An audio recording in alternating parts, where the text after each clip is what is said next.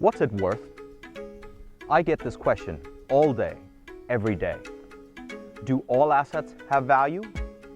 Or do all assets have only one value? Without us even noticing, over the last 10 to 15 years, valuations have become an integral part of our day-to-day lives.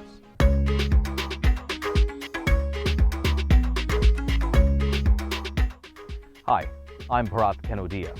Over the last 15 years, valuations have become synonymous with fame and fortune.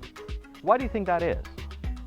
How do you go about valuing an asset? How do you go about valuing this vineyard, or a winery, or an airport, or a hospital, or your house for that matter? Now, do all assets have a value? Or let me ask you this, do all assets have only one value?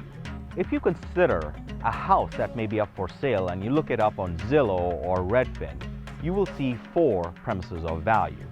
1 will be the asking price, what the seller wants for the house. 2, the Zestimate, or some kind of a algorithm-generated number for the value of the house. Number 3 will be an assessed value for the house based on which you pay your property taxes. And number 4 will be the closing price on the house. So if the same object can have 4 different views, the same object can have 4 different valuations. Similarly, a business too can have 4 different valuations. Could be for tax, or insurance, or M&A deals, or for accounting. Now that we understand that one asset can have multiple valuations, let's discuss how valuations work. I'm about to give you the building blocks of how to value anything. I have been lucky to value some of the most interesting and unique assets in the world. Some of them include the Atlanta Airport, the Mirage Casino Las Vegas, the Alaskan Pipeline, the Golden Gate Bridge, the Brooklyn Bridge, Uber, Airbnb, DoorDash, or assets owned by the state of Hawaii, to name a few. So how did I do it? How does one value a bridge, or an airport, or one of the fastest growing taxi or hotel companies in the world? It is simple. Follow the money. 3 ways to value anything. Economic benefit analysis, some may also call it the income approach. Basically, you're valuing the cash flow from the asset. Second, market comparables or market approach. Here, you're looking for what other similar assets are selling for in the open market and equating that value to your asset. And finally, the cost approach, or some may call it the asset approach. What would it cost to recreate or build that asset today from scratch? The economic benefit analysis is simple. You consider the cash flow benefits the asset provides you and divide that by the cost of owning that asset.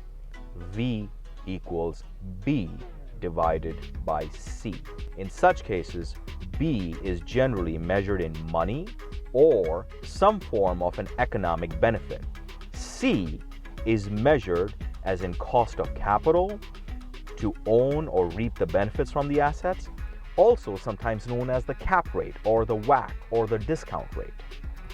As the benefit of ownership increases and the cost of ownership decreases, the value increases. This approach is most effective when the asset to be valued has quantifiable benefits. For example, cash flows or royalties or annuities or some kind of a rent payment. The market approach.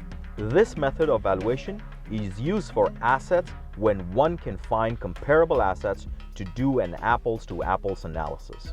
For example, houses or similar real estate assets, or companies that have similar companies to compare them to, or fine arts or antiques that have comparables to consider.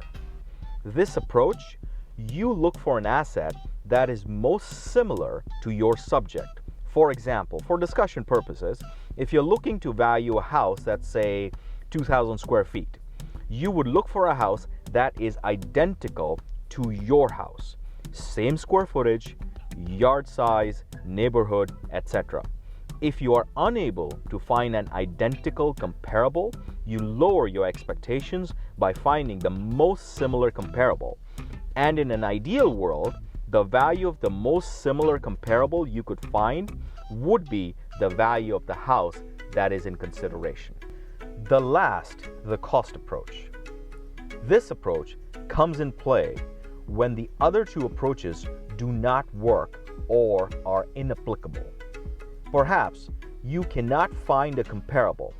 It may be a unique asset like a Brooklyn Bridge, or perhaps it is not easy to estimate economic benefits from it. How would you estimate all the economic benefits of the Atlanta Hartsfield Airport? In such cases, use cost approach. This approach estimates the cost of replacement, could be reproduction also in some cases, of the asset. What would it take to rebuild or recreate that asset with comparable functionality? The best and the most credible valuations use all three approaches to arrive at conclusion of value, or at least consider them in their analyses. I am starting this YouTube channel to unveil the secrets of valuations so that you can use them to your advantage.